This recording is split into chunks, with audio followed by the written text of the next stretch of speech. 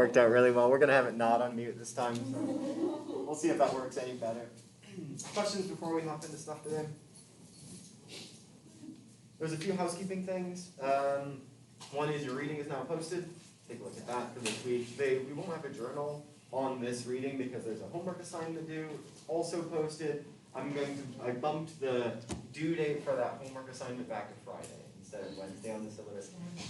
Last week was nuts for me, and I didn't get it posted in time. I like to give you a little more time. Preferably a week, but it'll be a little short this time, but Friday stuff. So take a look at that. Homework's due Friday. It has that listed on the assignment as well, so hopefully that's clear and don't panic for Wednesday.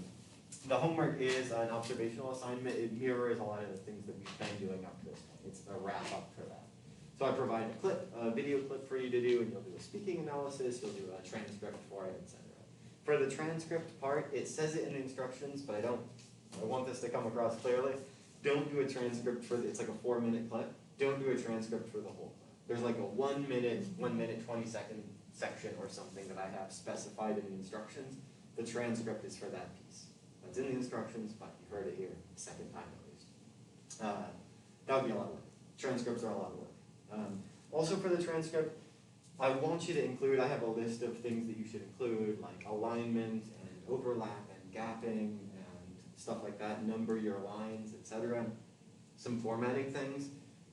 Don't feel like you have to get every single time you do that.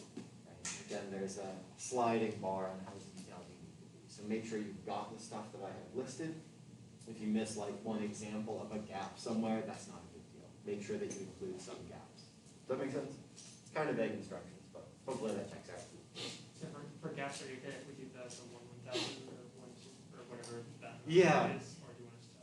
I would suggest you use the none 1000. None 1000.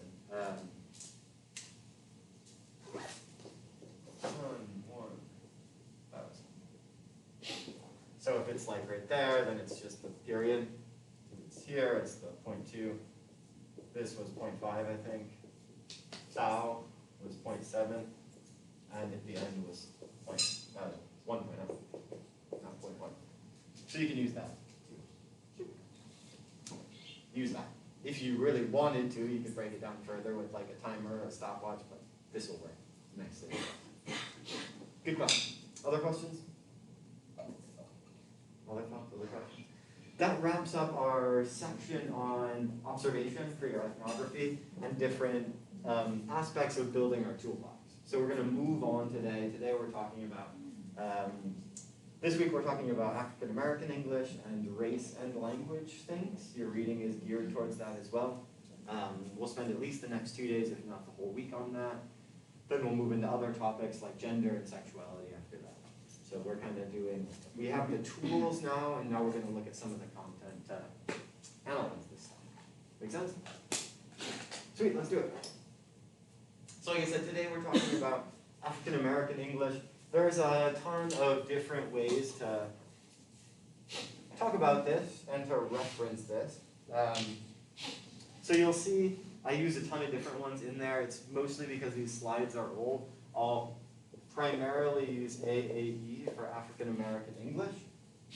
You'll also see AAVE because the slides are old. This is kind of an outdated term for what we're talking about here. This is African American Vernacular English, and used to be the kind of trendy, popular way of talking about it in linguistics.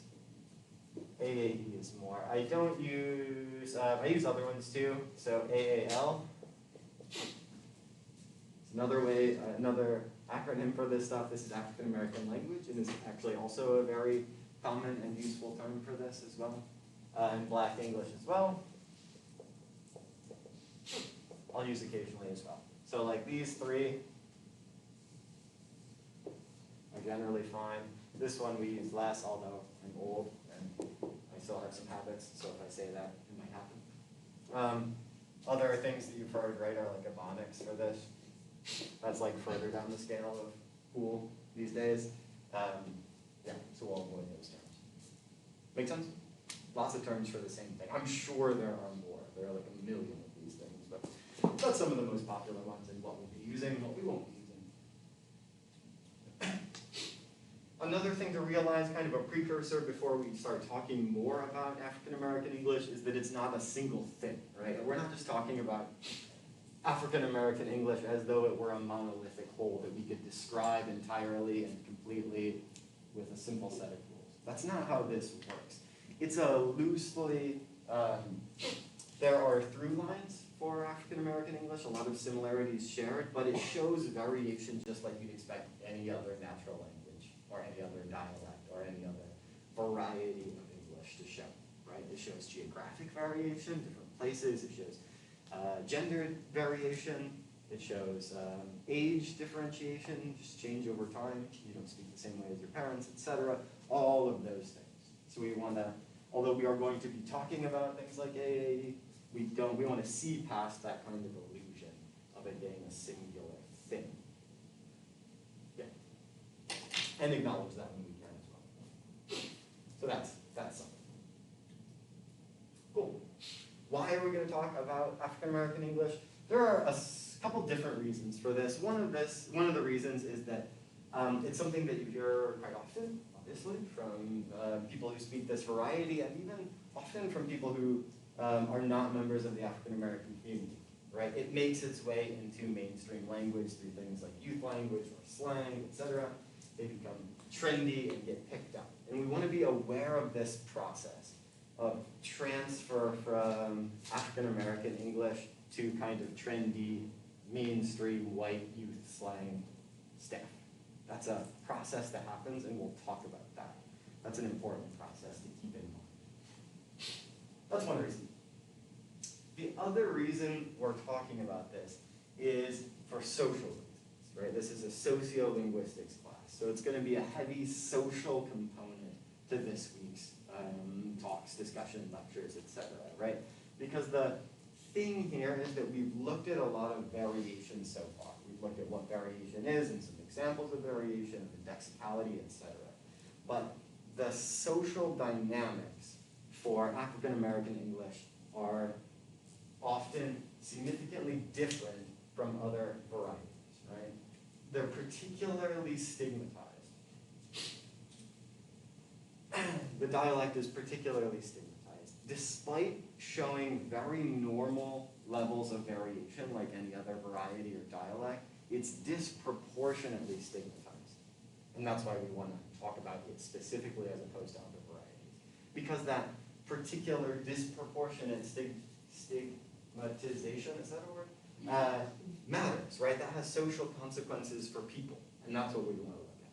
This has real and often terrible consequences for human beings that we care about, right? This is a key example of something I'll probably say many times in this class, which is language is cool, but we care about people, yeah? Of the socio and the linguistics, I'll take the socio any day. It's the people that matter. So we care about language because we care about people.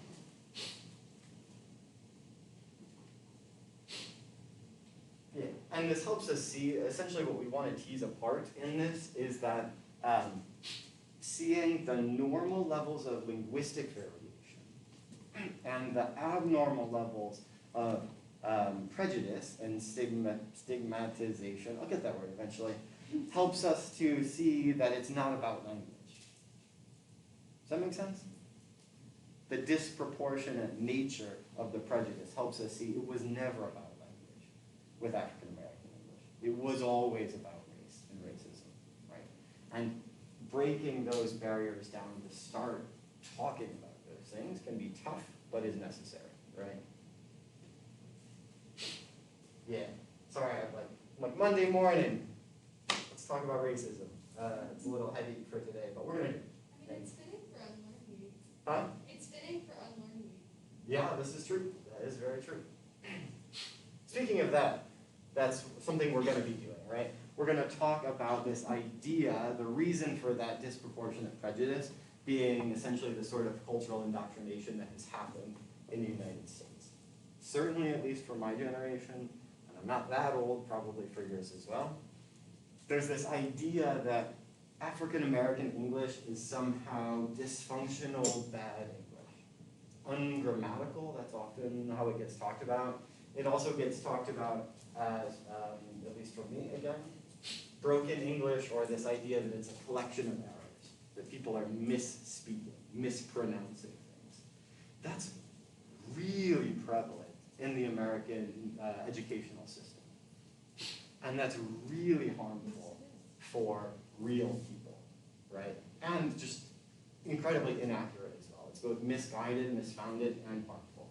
So it's something that we want to unlearn, something that we want to deconstruct actively in our own lives. Because, again, if you grew up in the American educational system, you probably, consciously or not, have this indoctrination that we need to break down. And we'll do that by looking at various factors. We'll do that by looking at actual grammatical features and factors of African American English, and then we'll spend more time talking about the social consequences of it. And we'll see that there's kind of this phrase, right? It's not wrong, it's just different, and that it is just as rule-bound and natural language bound as anything else. It fits that natural language category perfectly well. So like I'm in a teacher placement right now, and I've noticed this prejudice a lot, but do you think it's a realistic thing to take this prejudice away, because at the end of the day these kids need to write essays to get into college, and there's a prejudice at that high level, so then they're learning to write in a different way than how they speak, and it just feels like a cycle that's not ever going to end. Yeah, I do think we can break this. I am optimistic here. I think we can break this. Do I think it's going to be easy? Absolutely not. Do I think it's going to be instantaneous? Absolutely not. This is going to be a slow and frankly painful process of unlearning, right? And it's going to take a lot of effort. But we have to believe, both as people who like people at the base level, or as Christians, if you want that layer on top of it, that this is possible and something that is worth that effort. We're going to talk a good bit about language, African American, English, prejudice, and educational systems, possibly at the end of the day today or tomorrow. We're going to frame, that's going to be our frame for looking at this. So we can follow up on educational systems and what they're going to do then, when we have a little broader context. Really, really good question, really important question. Just kind of going off that. Yeah. Would this a solution be to accept all of them? Because even now, even other dialects that aren't necessarily positive anymore, or using y'all, those aren't things that we recognize as formal English in that sense. Because there's still a distinction I feel between standard mid-wrist speech and then also formal writing. Because I suppose accepting it as another dialect of standard is okay, and I don't know, but I don't know how you'd adopt it as a formal speech.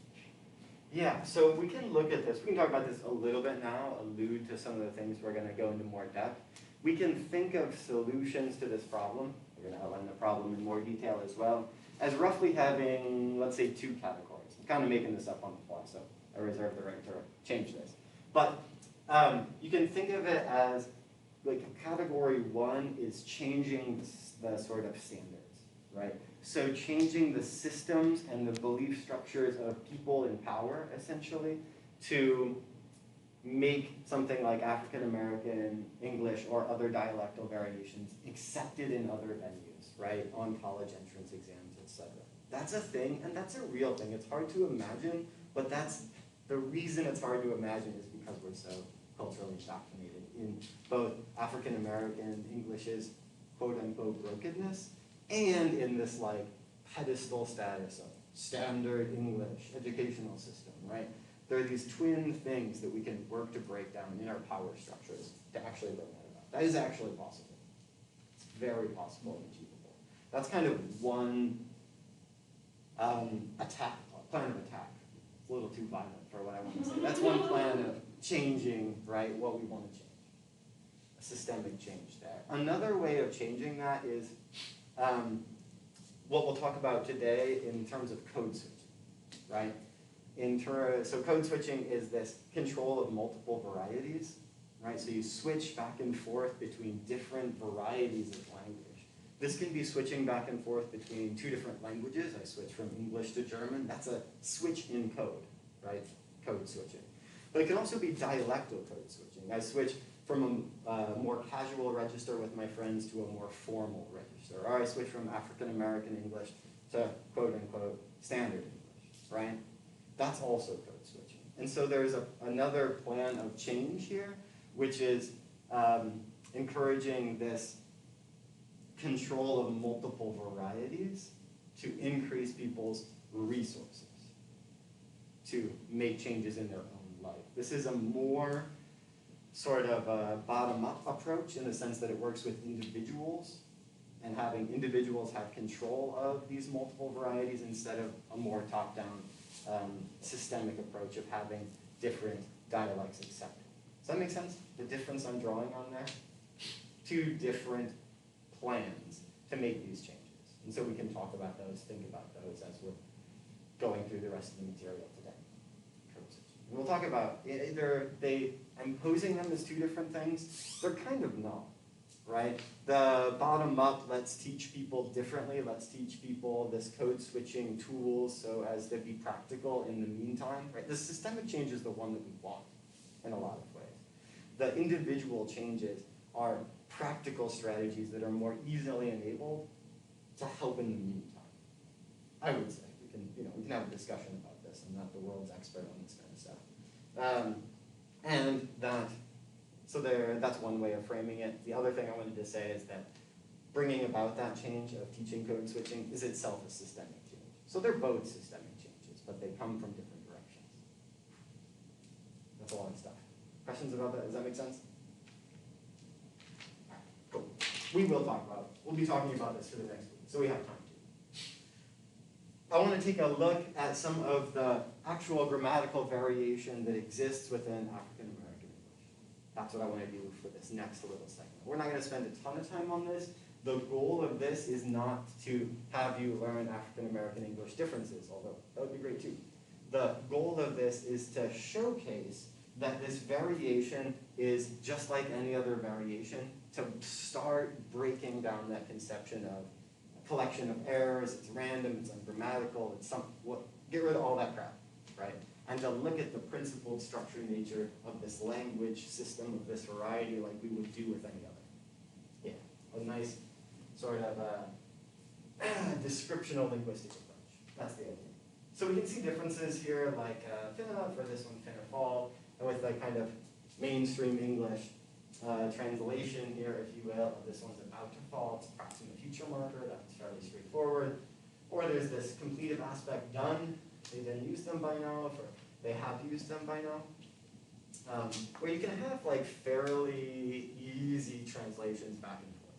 It's nothing like, there is variation here, but it's decently surface level. And then there's things that are less, right? So there's differences like this. This is a famous one. A difference between they playing games and they be playing games. This is where it gets harder for people who don't have control of the African American English system to see through these differences. These ones, if you don't have control of this dialect, you'll probably come to about the right analysis of what's being said. These ones not. So that's been, again, a source of confusion and for people to point to, look at this kind of random variation. Sometimes there's a B here and sometimes the B is dropped entirely. That's how it gets talked about. But that's actually not at all what's going on here. These are two very different structures with two different meanings. It's not random. It's principled and structured just like language always is. One has an episodic meaning, so like they are playing games currently or something like that. And the other one is habitual. They're always playing games. They always be playing games. That's a thing that happens routinely and iteratively, not just a single instance there.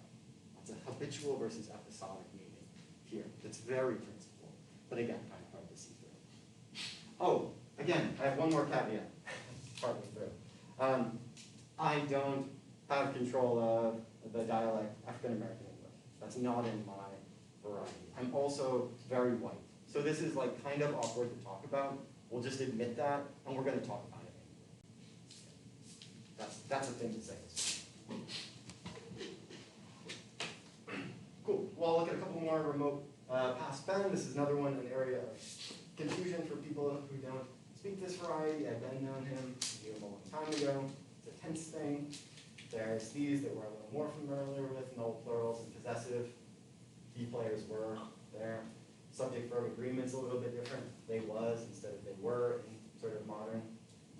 And variable copula inclusion. About to slip and fall instead of he is about to, etc. But again, these are all principal variants, right, with strict meanings. There's no errors being made here. It's just different. It's just different. Questions about any of these? Again, the point isn't to learn them. The point is to see the system for what it actually is, not what you're told it is. There's kind of some interesting ones too.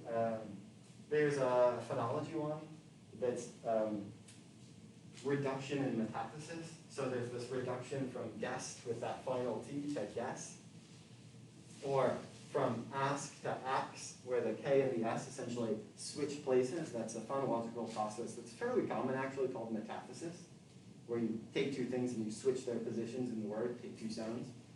Do you have that here? No, I don't have that here. That is actually reflective. The ax is actually reflective of an older form of English. That's the Old English form. Ax, from axiom, right? So these things that mainstream English speakers have criticized as mistakes, right? Or like deviations. This gets termed deviation here, the ax form. And in a lot of ways, it's actually not, right? It's actually the ask form that's the deviant variation here in mainstream English. I think that's just kind of interesting and speaks to how our perceptions color what's going on in these languages. Yeah? Historically, did this axe form in Black English come from someone who knew Old English and was like, let's do it? Super good question. I'm not actually sure about that. So the question is this actually an inherited form from Old English that has maintained in African American English, or has the metaphysis happened and then happened again, so to get back to this form? I don't know. I don't actually know that. It's something I wish I knew. Again, the point here is that the perception colors it, yeah? Regardless of sort of the inheritance path here. I find it interesting that you know if it was the other way around, that like white mainstream English speakers would be like, look at this is like a historically accurate term, right? But that doesn't happen because it's African American English. That's the tension point. Do you know if there's like a conversation in like the linguistic world about like the difference between AAE and also like just like incorrect English? Like how do we distinguish what's wrong versus what's, you know, AAE? Like for example, I say goth, and like some people say goth, like they pronounce it differently, and I don't know if that's coming from me just like just pronouncing it wrong, or if that's because of like the cultural context that I grew up in and the way that we say things. Yeah, there is a tension point here, right? Because this split evaluation between is that just different or is that incorrect is a really slippery slope, tricky one to pin down. So a couple thoughts on that is that there does exist sort of shared cultural conventions such that we can more or less, using a community of practice approach, ascribe some rules to a certain dialect, like we're doing here, right? This is probably far too big of a group. We're overgeneralizing quite a bit and talking about how AAE works, like we talked about at the beginning. But nonetheless, there is a rule system here. And therefore, if somebody deviates from that, we can say something like, that is non-standard, or I don't even like the word incorrect, but that's incorrect for the given system. We can talk about that. So that can be a meaningful and productive conversation that you can have still. That's not how it's done in standard. That's not how it's done in this more specified variety of AAE, etc. You can talk about those things. What you kind of can't do is tell somebody that they are wrong, right? There's a concept of we're talking about dialects. Because language just works on shared sort of cultural convention, or put in like a more flippant way, it's all made up anyway, right? Language is all just made up anyway. Saying somebody's like wrong or incorrect and putting these moral judgments on that is weird. There's something inherently weird about that process that I want us to realize. It has practical applications. This is again back to that education discussion. It makes sense to talk about these things in terms of people's perceptions. Using this kind of language, using this, has this effect in society. That's real life. And so that makes sense to talk about, but again, the moral judgment on an individual basis is essentially just nonsense. Right? Dialects we were talking about. There's also spelling. I'm thinking of spelling here. I think it's spelled like that, although I don't think I've written that word very many times. An idea called an idiolect, which is the fact that everybody has their own way of speaking, which is kind of what you're talking about, right? Everybody has their own little idiosyncrasies or an idiolect, right? And generally those are fairly like self-encapsulated, rule-governed systems. Yeah, they're also just language systems that are rule-governed. And so you definitely can't, you can say that's not how it's done in a dialect, but you really can't judge like somebody's idiolect and like that's not how you're supposed to say that. Again, it's all made up, that doesn't make much sense. It's just how the person says that. Yeah. You can make some comparisons between different dialects, that's not how it's done, but wrongness is a weird concept when it comes to language. Wait, so like instead of saying it's like wrong or like not right, would it be better to be like it's just less understandable to a majority of people? Yeah, it's just less understandable to the majority of people. That's going to get a negative reaction if you speak that way at a job interview, if you speak very casually. These are things to be aware of. But we can leave, essentially, what I'm suggesting is that we can leave the moral judgment out of it. Yeah, we can acknowledge differences between language varieties without ascribing to them, you speak that way, therefore you're a bad person. Which sounds ridiculous when I say it that way, head nods, right? That happens every single day. Every single day in the educational system, right? Despite how ridiculous it sounds. And it is ridiculous there. But that's the way our system is built, right? Is on this right, wrong. And right is good and wrong is bad system. We can work to break that down. We can work towards that goal. Yeah. There's a better way, basically. Questions here? So I hear you. Like if I just decided like, oh, I want to call all tables like fluid. Like I just feel like that's wrong. Like nobody's gonna understand me, and I'm just doing it like for So we can whatever. We can talk that way, right? We can say that that's wrong, right?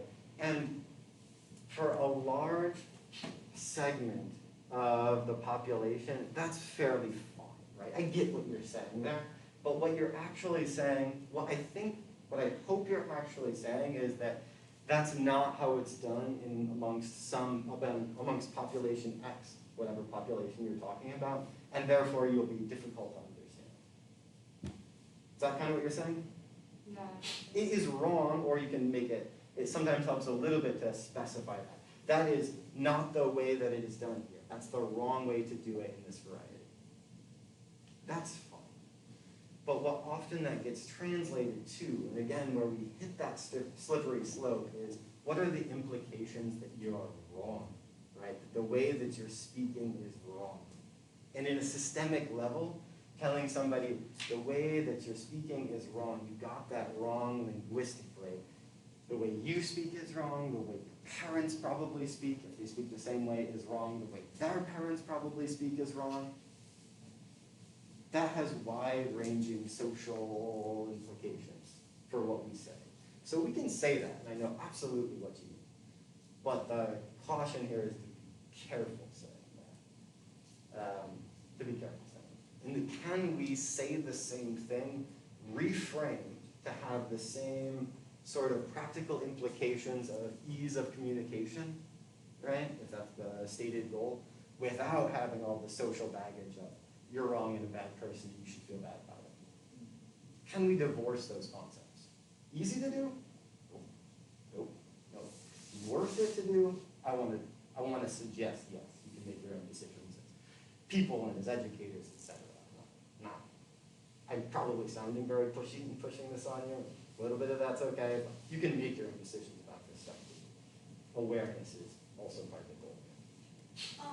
So like I'm looking at all this from like a teacher standpoint. So Yeah. how do you go about in the classroom?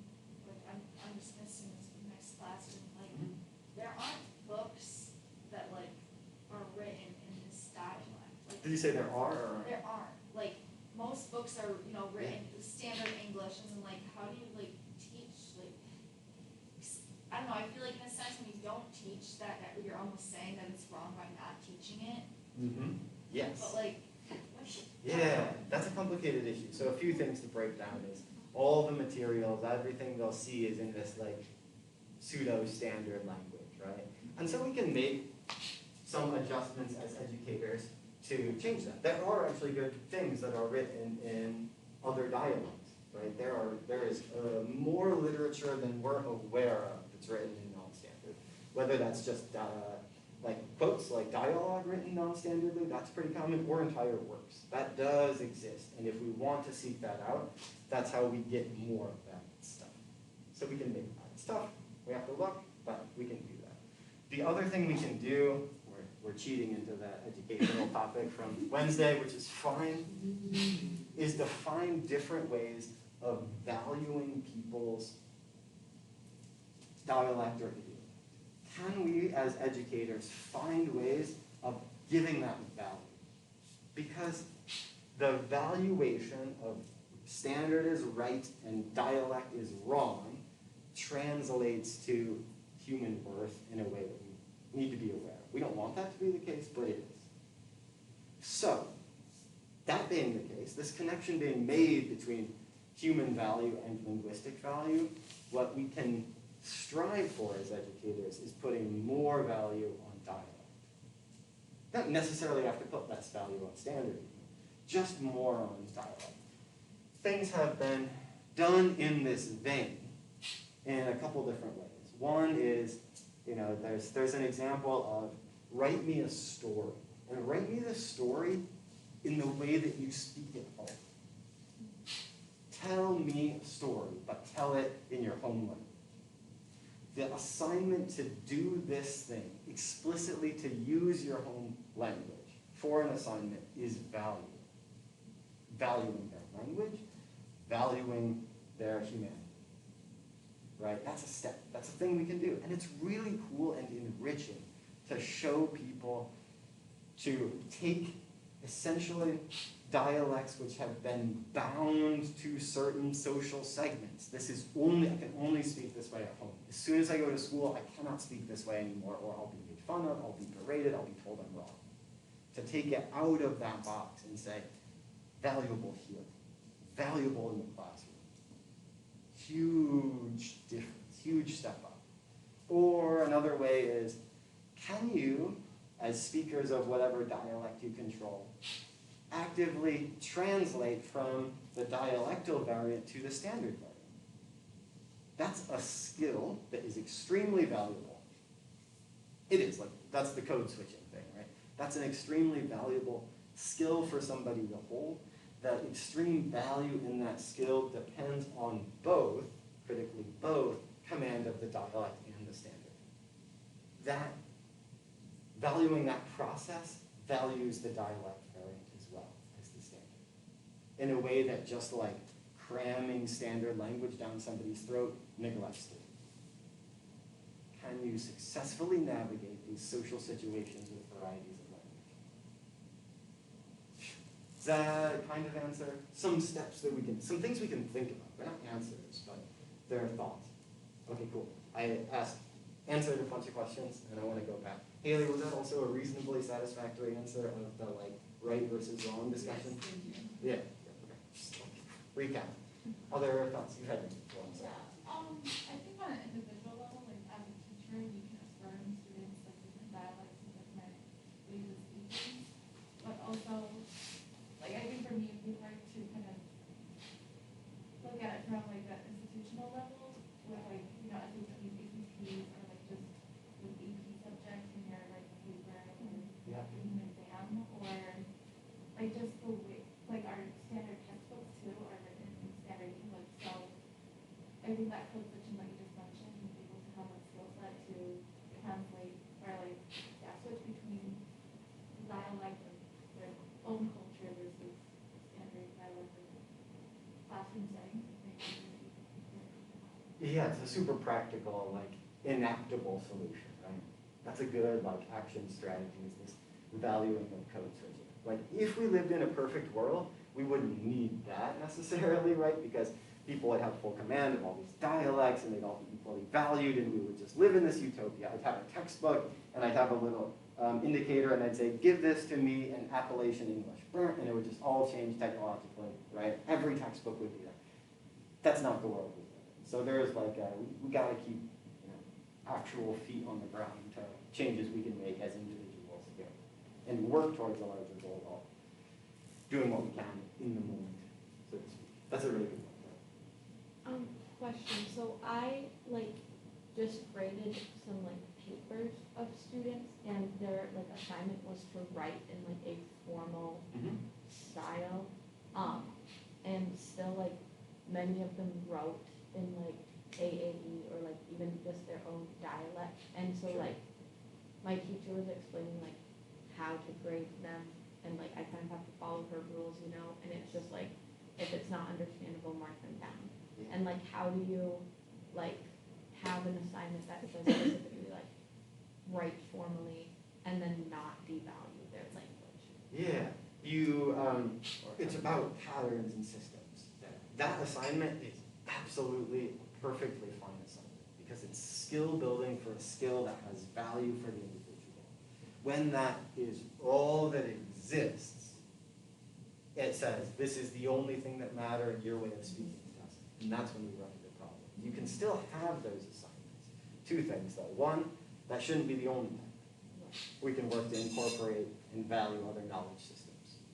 Next. The other thing is we can be careful about the actual wording, the actual framing, or the way we mark people to note that they didn't do it correctly.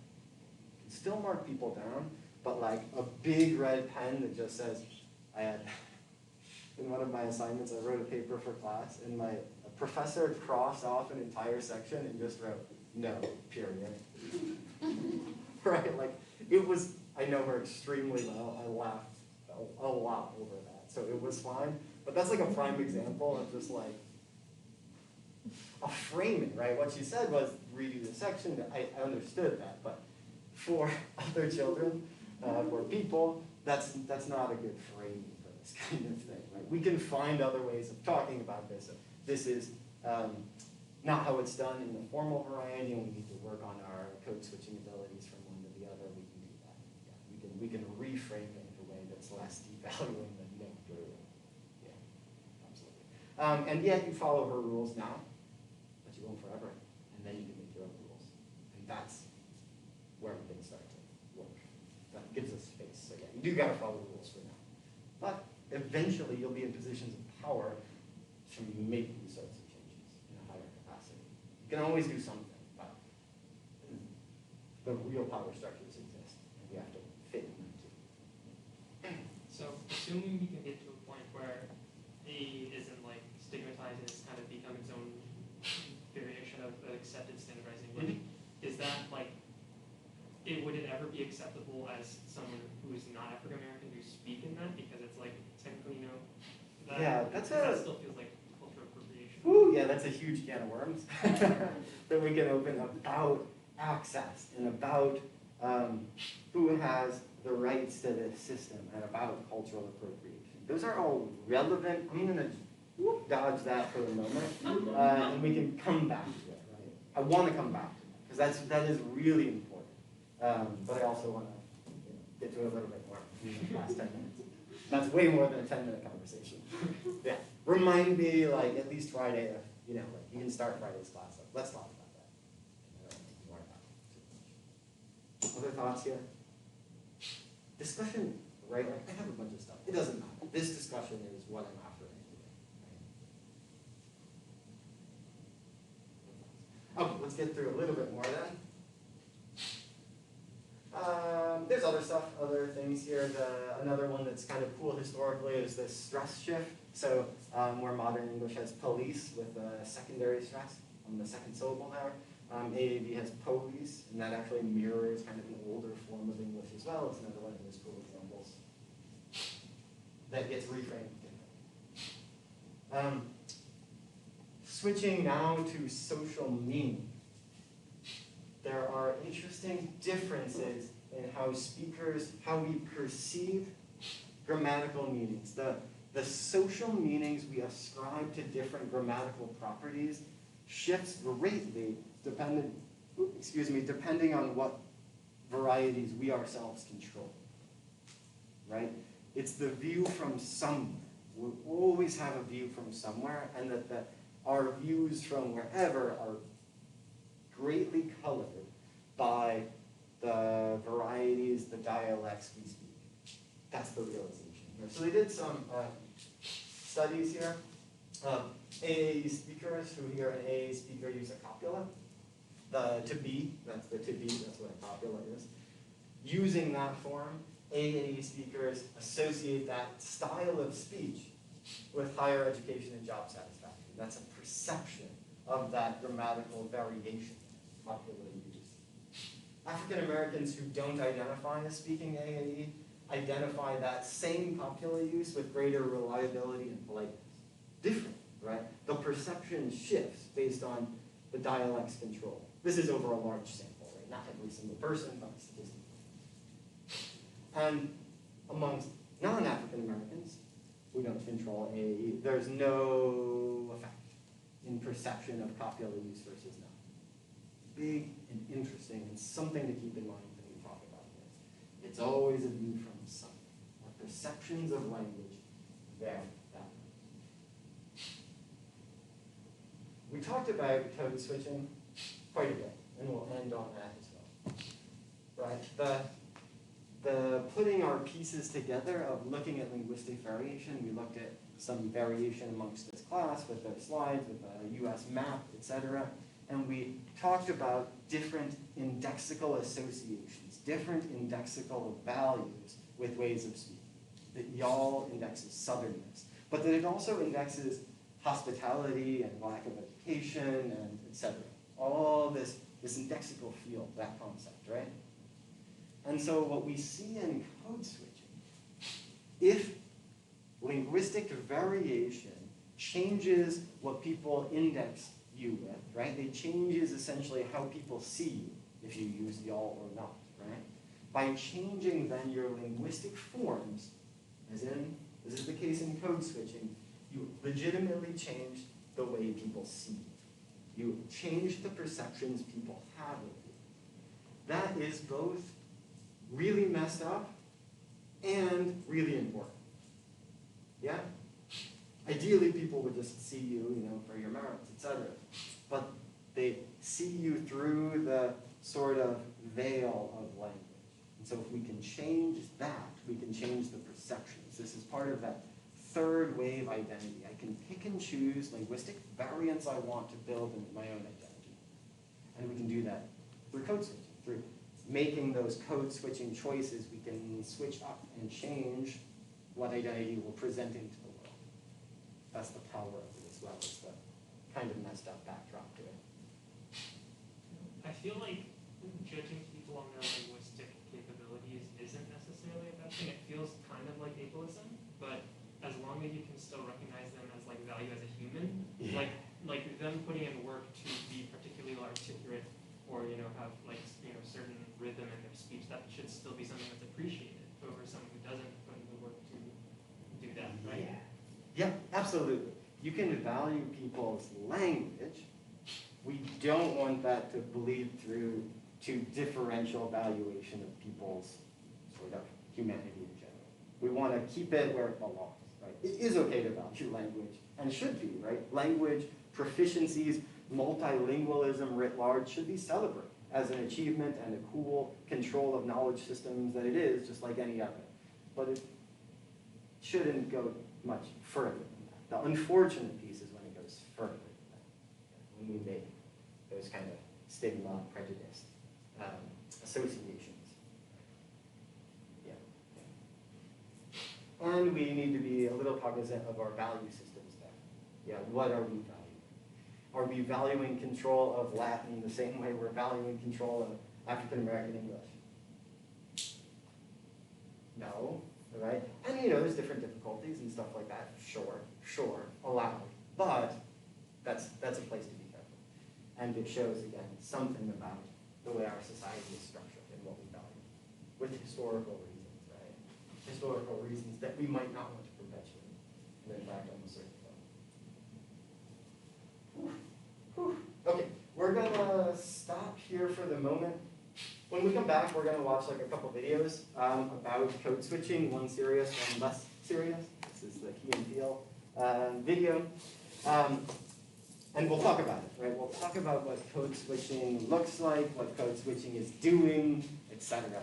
And we'll also probably on Wednesday get into a couple different topics. We'll talk about language in education. And if we have time, we'll talk about language in priming. Otherwise, that'll go into Friday's class. Okay, there's a lot to do. Last caveat here is your discussions today are super appreciated. This is a controversial topic to talk about. Both in general, the world thinks it's so, and it can be awkward and tense to talk about. So respect and patience and kindness, etc., is exactly what we need extra this week. And you guys have channeled that super well today. The discussion was really nice. So keep that up as we move forward with the week, and I'll see you on Wednesday. Your homework's due Friday, not Wednesday. Keep that in mind and do that reading as well, both of which are posted.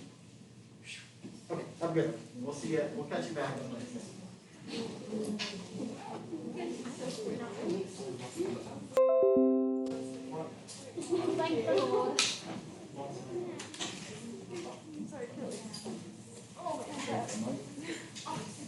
I hope I got the thing right this time.